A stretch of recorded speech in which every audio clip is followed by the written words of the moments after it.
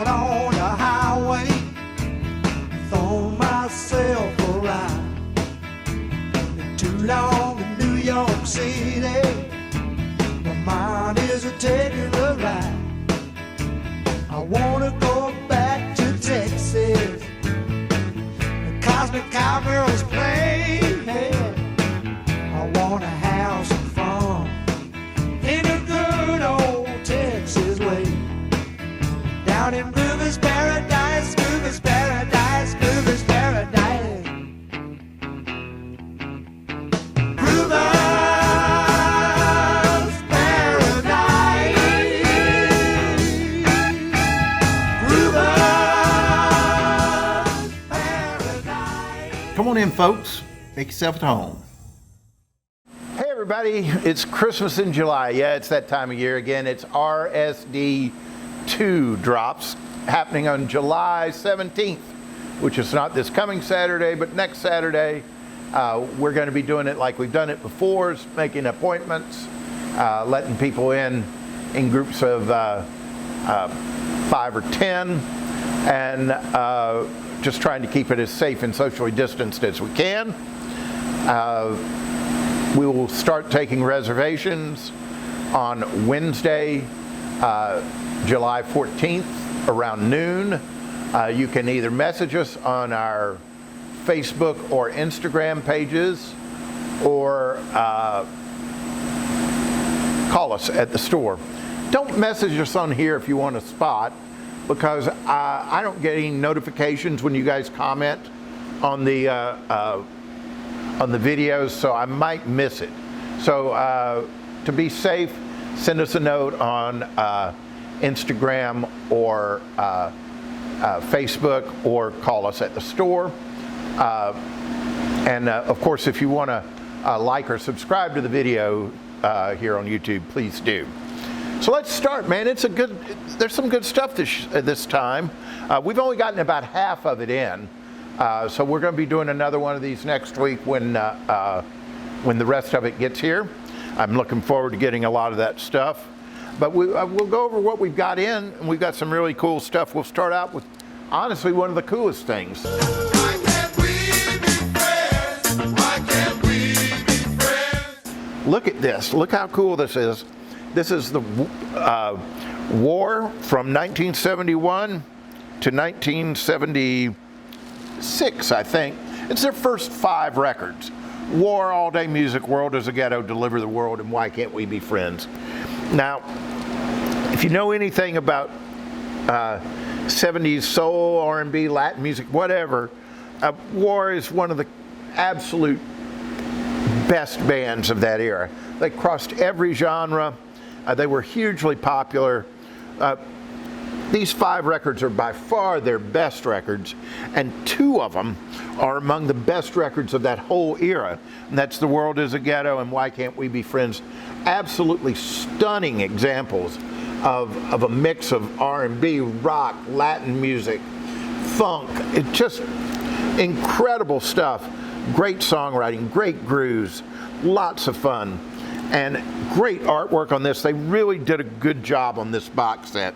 It looks like the cover of World is a Ghetto. I'm pretty sure it's not the same artist, but it's got all the albums in there. It's a classic 70s roll half a lid's worth of joints and stare at the cover for hours kind of cover. Man, there's so much stuff in here. You just got to love it. And that's what it was all about back in the day. It's just, you buy the record and then you just stare at the cover while you listen to it over and over again. And man, these all come in their original covers as well. This is just one of the great pieces of this record store day. Both dates. Absolutely top piece. And there was only 3,000 of them done, so they're limited, but it's well worth your time.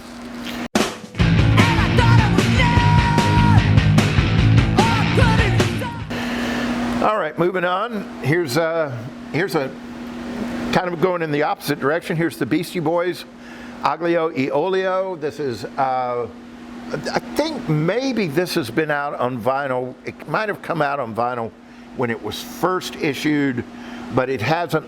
It was in very limited supply at that point. This is the first time it's been reissued on vinyl. What this is, you know, the Beastie Boys always had a couple of sort of hardcore-ish, punkish songs on their records. But when they went in to record Hey Nasty, they just kind of got in a headspace where they just recorded a whole bunch of them. And it was just too much. It wouldn't fit the flow of the record. So they just decided to put out this little EP instead. It's EP sounds deceptive since it's got 5 songs per side, but most of them are under 2 minutes long. So there's probably, you know, overall maybe 13 minutes of music on here, 14 minutes of music, but very much sought after. The originals were, and a lot of fun. You know, the Beastie Boys, Hello Nasty was probably their last kind of great record, and this is really cool stuff from that. So anyway, we have a few of those. Go to my hometown. I don't care even if I have to walk. Here's one of my personal favorites, the King of Ireland, Rory Gallagher. This is the second Cleveland Calling record they've done. There was one in Black Friday last year. This was that one was acoustic, live at a radio station. This is a live broadcast, but without an audience, I think, for the same radio station. It came out. It's recorded around the time of his classic Rory Gallagher Live in Europe record. It has some of the same tunes on it, like Messing with the Kid, Laundromat, In Your Town. But a few things that weren't on that record, Banker's Blues and stuff like that.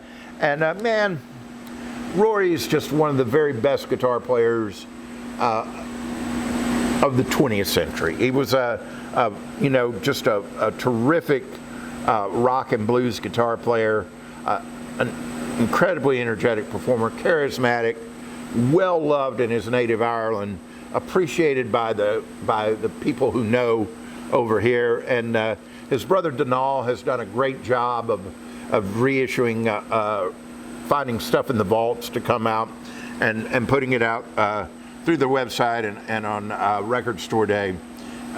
This is I'm looking at the cover here, and it doesn't list the personnel on here, but I said it's like the Live in Europe record, but I'm looking at this cover and it looks like they'd added the piano player by the time this record came out. So it'll be a little bit different sound than Live in Europe, and very much worth your while.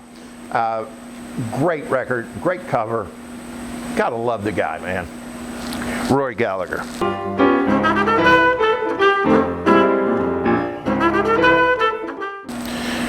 You know, always, they've really stepped up the game on jazz reissues or jazz issues here during Record Store Day. And here, this is just an excellent one. Roy Hargrove and Mulgrew Miller, two of the giants of late 20th century jazz. Both of them sadly died way too young. This is a series of duets. It punches all the buttons. It's mastered by Bernie Grudman, and it's on 180 gram vinyl. Mulgrew Miller, a piano player that played specifically with trumpet players mostly. I saw him when I was in my early 20s with Woody Shaw in Jackson, Mississippi. He was brilliant. He played with Wynton Marsalis in all his jazz group stuff, and played with Roy Hargrove as well. Hargrove from Fort Worth, maybe the great jazz trumpeter, the heir to Freddie Hubbard and Miles. You know, the great trumpet player of his era. Again, sadly, died way too young at 47 years old. Like I say, this is an album of duets. I believe it's a live album recorded in New York in 2006. This is going to be superb, y'all. This is a sleeper. Grab this one. The windows of the world are... Let's see. Ooh, Bobbie Gentry, Windows of the World. This is, they're marketing this as her lost jazz record, and it is. It's a bunch of standards and her just sort of exploring that aspect of her personality. It has never been released individually on vinyl. I believe it was part of a box set a few years back, but this is the first time it's been released individually on vinyl. Man, everybody loves Bobbie Gentry. She's got a great voice. She's got a great story. She's just, you know, everybody wants to be a star, but somehow they always seem to look up most to the ones that walk away, and Bobbie Gentry just walked away from it. It was just not what she wanted to do. She's lived a very quiet life since then, but her work and her art speaks for itself. This is a really good piece for Record Store Day. Wherever that river flows, that's where this is John Hurlbut and Jorma Kaukonen. Jorma from the Airplane, Hot Tuna, and solo stuff. He runs a ranch farm in Ohio called Fur Peace, where he teaches guitar. Basically, people come and they stay for a couple of weeks, and he teaches guitar. And John Hurlbut helps them out there. I just really enjoy showing people stuff. Like when people say, how do you describe yourself as a guitar player? I consider myself an intermediate level guitar player with a lot of experience, because there's nothing that I couldn't teach you to do, or anybody. And during the pandemic, they made a series of recordings, and this is one of them. The last one did real well for us, and we're hoping that this one will do that as well. It's Knocking on Heaven's Door, Hickory Wind, Seems Like a Long Time, All Along the Watchtower. Classic songs with just great improvisational guitar playing going all through it. Jorma, one of the great guitar players of the 60s. I'm a red hot fire, I can take the night, I'm a hammer from hell. Suzi Quatro. Suzi, not so well known in the U.S. She was huge in England in the mid-70s. She probably achieved the most fame in America playing Leather Toscadero on the Happy Days. She was Pinky Toscadero's sister. Oh, there she is now. hubba, hubba, hubba. I knew that she was a rock and roller. What I didn't know was that this incredibly small package would have so much power. There was very little bull when it came to Suzi Quatro. But this is a live record from kind of near the end of her run of hits.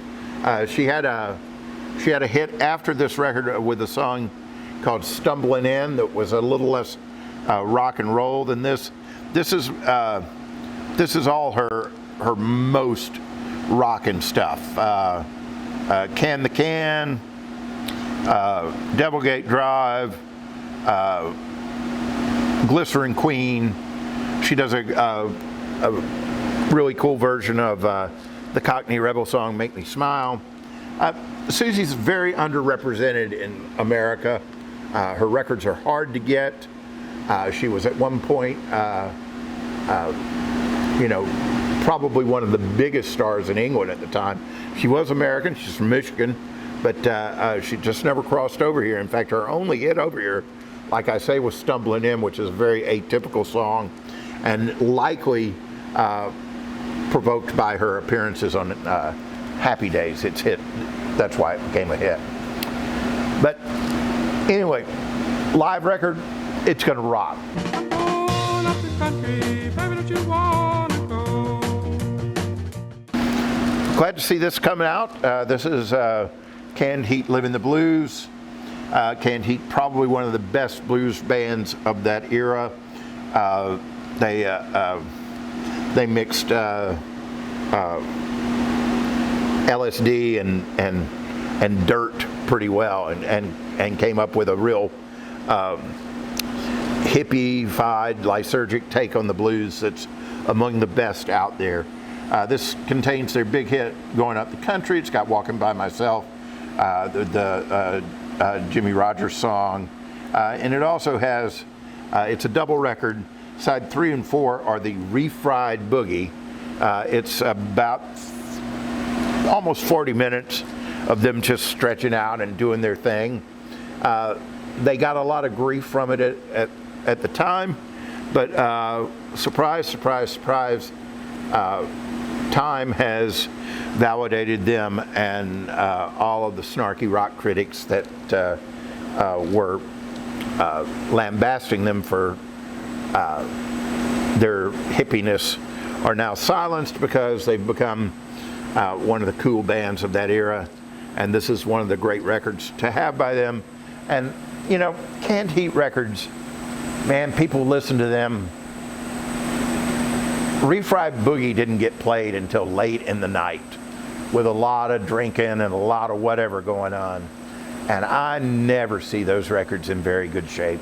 So getting a nice pristine copy of it like this, great thing to look for. I am stuck here with a bottle of beer and I love you. Here's an interesting record. This is a guy named R. Stevie Moore.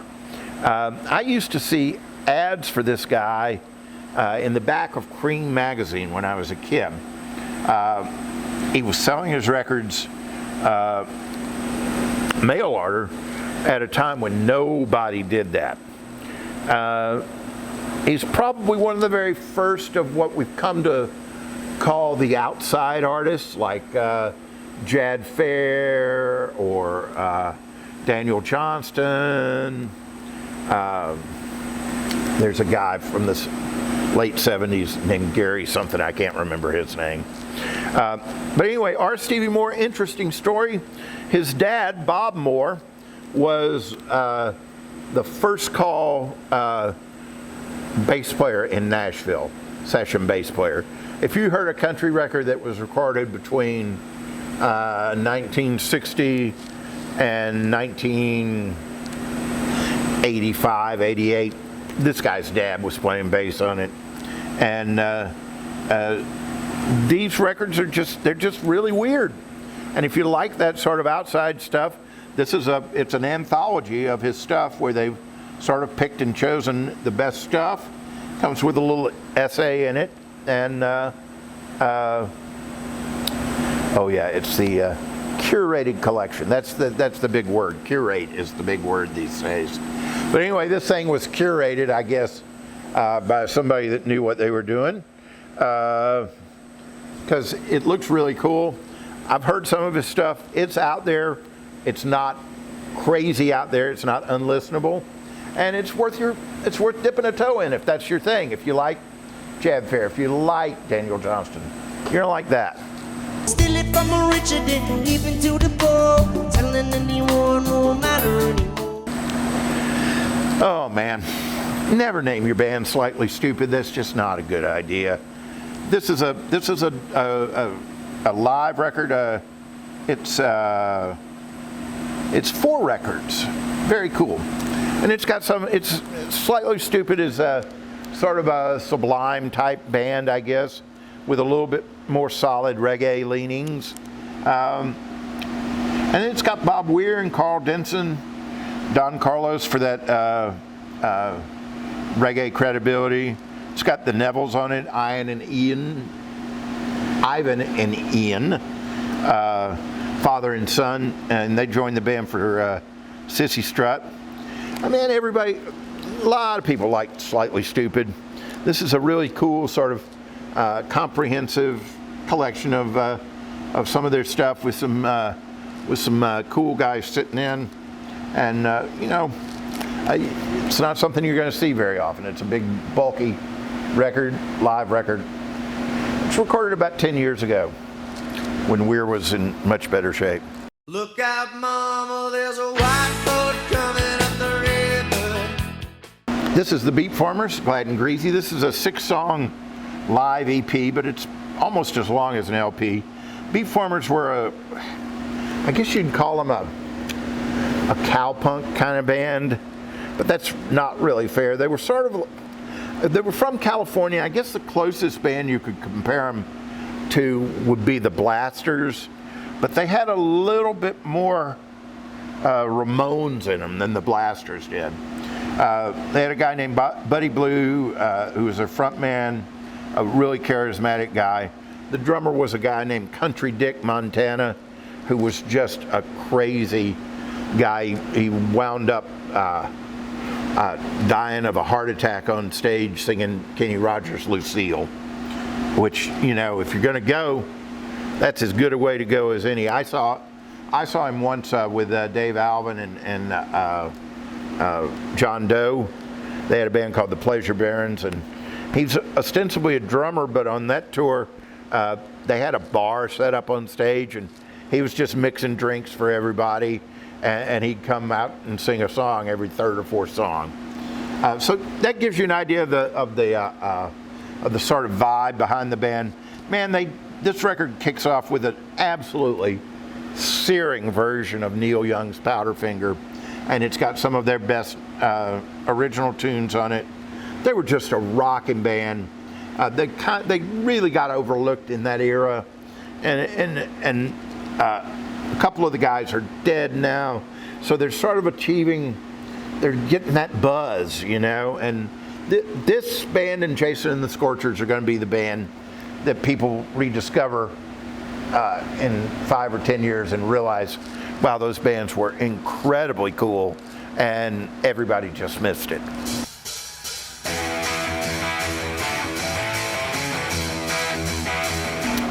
All right, here we go. Can't live in Central or South Texas without selling some Michael Schenker records. Guitar player from UFO. This is a Michael Schenker group live at the Manchester Apollo in 1980. This is shortly after Michael had left UFO. This is probably the best solo band he ever had, with Gary Barden singing on it, Cozy Powell playing drums, Paul Raymond from UFO playing rhythm guitar and keyboards. It looks like they do most of the first MSG solo record, Michael Schenker Group solo record, and let's see, 5 UFO songs. I don't think this has ever been out before. I'm thinking it might have come out as like an EP or something, but I'm pretty sure it's never been out as a double record. I might be lying, but I don't remember. I remember this just being 4 or 5 songs when it came out. So anyway, this is the complete show. It's on red 180 gram vinyl and rocking. I mean, this is before Schenker's playing just sort of devolved. He was still at a peak at that point. You've got me in between the devil and the deep blue sea. Peggy Lee. Man, you know, if you like Billie Holiday, if you like Sarah Vaughan, and you're not hip to Peggy Lee, you should be. She's just one of those sultry kind of torch singers. A lot of her records have these big, lush arrangements on it, and sometimes those are really hard to listen to. But this is the first of a series. Apparently there was something called the World Broadcast System. It was like a syndicate, and they would contract with artists and then send these concert recordings around the world. And so over a period of, I think, 4 days, Peggy and her club band, Small Combo, went in and recorded 49 songs. This is 14 of them. It's Peggy with a small combo, showcasing her voice. Lots of standards, lots of tunes she'd never done before. If you like her, this is a must. If you don't know about her, then start doing some research on her because she's great. And this is going to be a really good record to start with. Peggy Lee, The World Broadcast Recordings, 1955. Man, not much that came out that was done before I was born, but that was.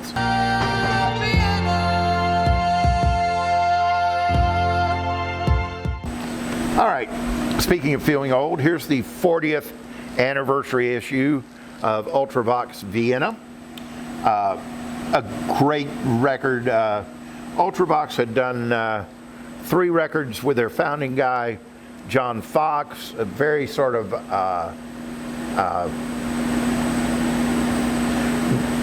krautrock influenced synth-led pop, very influenced by Roxy Music as well. And the records each of them had done well, all during the period of punk when it was very much the anti-punk. Those 3 records did well. Then John Fox left and did a record called Metamatic, which was really good, kind of a proto Gary Newman record. And Ultravox added Midge Ure to the band. He was from a band called The Real Kids, I think. Is that what it was? Or The Rich Kids? Rich Kids, I think. He's a Scottish guy, and he had a great voice and a real pop sensibility. And man, this record, it laid the groundwork for a lot of 80s music, new romantic stuff, Duran Duran, all of that stuff, all following in the heels of this. Great songcraft, great sound, and this is remixed by Steven Wilson, who's sort of the European remix god, the keyboard god. And it also includes a whole LP of instrumental versions of this, which I haven't heard, but man, I can't imagine it wouldn't be great. And this is their classic record. It's the one you need by Ultravox, and really a cool piece. Very much excited to see that. 180 gram half-speed master. There we go. Make me an angel that flies from Montgomery. Oh, here's one that's exciting. This is a John Prine live box from 1975. It's John Prine solo. I was lucky enough to see John Prine in 1976. Just a little after this record was recorded, solo opening for,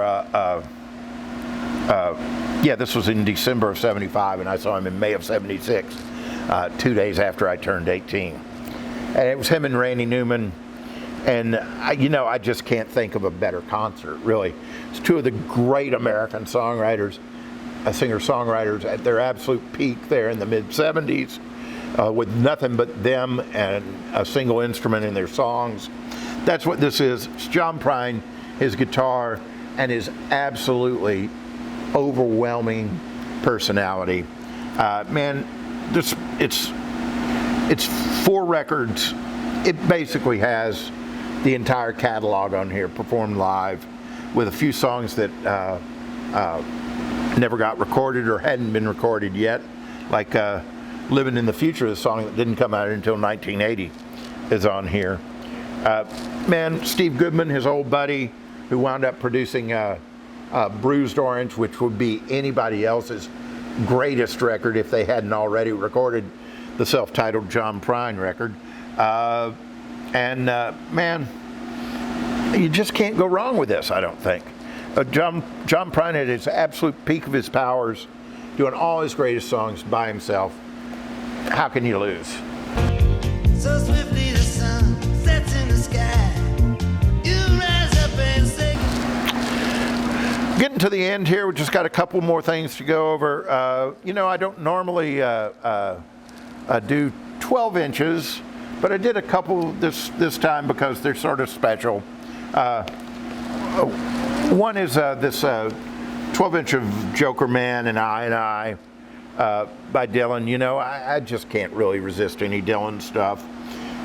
So this is remixed by a guy that calls himself Dr. Dread, which is a really cool name. It's much cooler than his actual name, which is Gary Himmelfarb. But he's the guy that owns RAS, Ross Records in New York. And he's a guy that has championed roots reggae for the last 30 or 40 years. And very important to keeping that sort of, that aspect of the music alive. And I can't imagine that a dub mix and a reggae strong remix of those two songs, it's not going to be great. So I got it.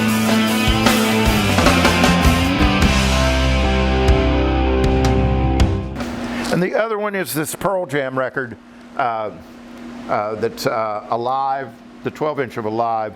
It's got a couple other unreleased studio songs on it, and mostly it's got a live version of the Beatles, I Got a Feeling, which was a highlight of their early live shows, a real highlight of their early live shows. It's a single-sided record, and on the second side, you get an etching of the little Pearl Jam guy, which is kind of cool, too.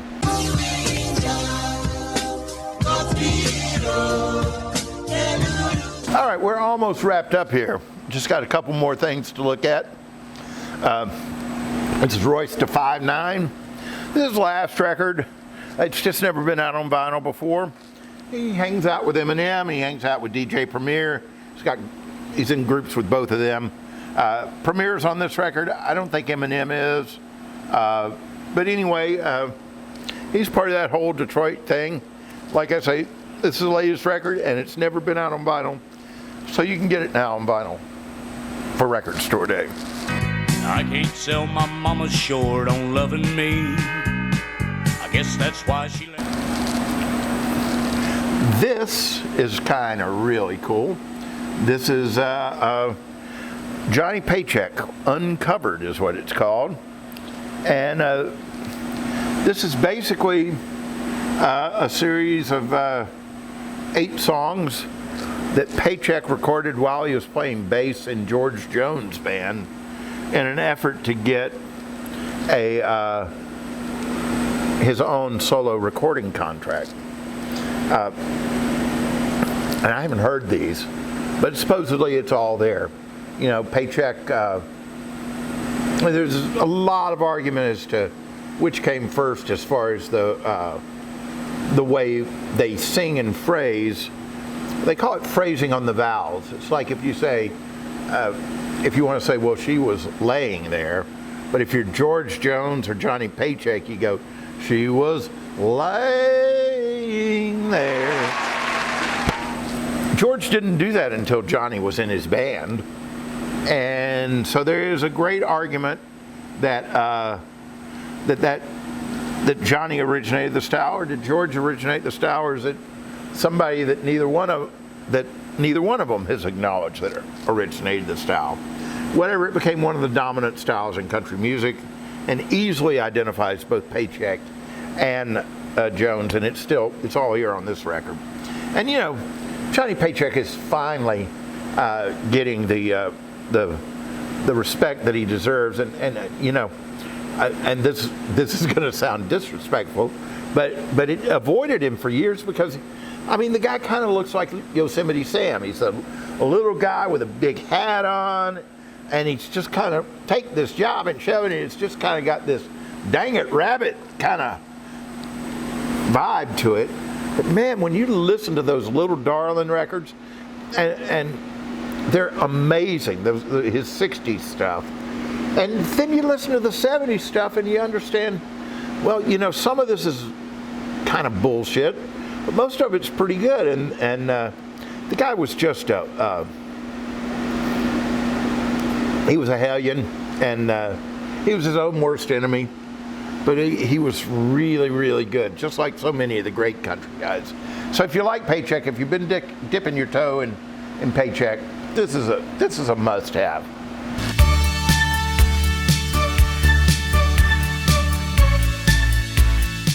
And finally, we started with a box set that contains an entire series of records in their entirety, and then we're going to finish with that as well.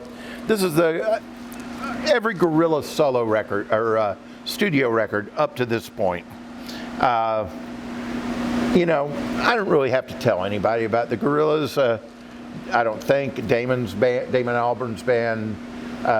Each record has been very important. The first three in particular are just monumentally important records for the 21st century and earlier. Gotta love these guys. Their records can be hard to get sometimes. This gets them all in one spot and all in one easy thing, and a really cool packaging too. So that's it for round one. Round two we'll have up next week. Whenever I get the stuff in, I haven't received a notice that the second batch is shipped out yet, but there's a few things in there that we haven't gotten yet that I'm excited about. There's an Allman Brothers record in there, and just some other really cool stuff in there. Anyway, remember that if you want to sign up for our record store day, you can message us starting on next Wednesday, which is the 14th, and starting around noon. You can send me a message on Instagram or Facebook, or you can call me here at the store and we'll get you set up.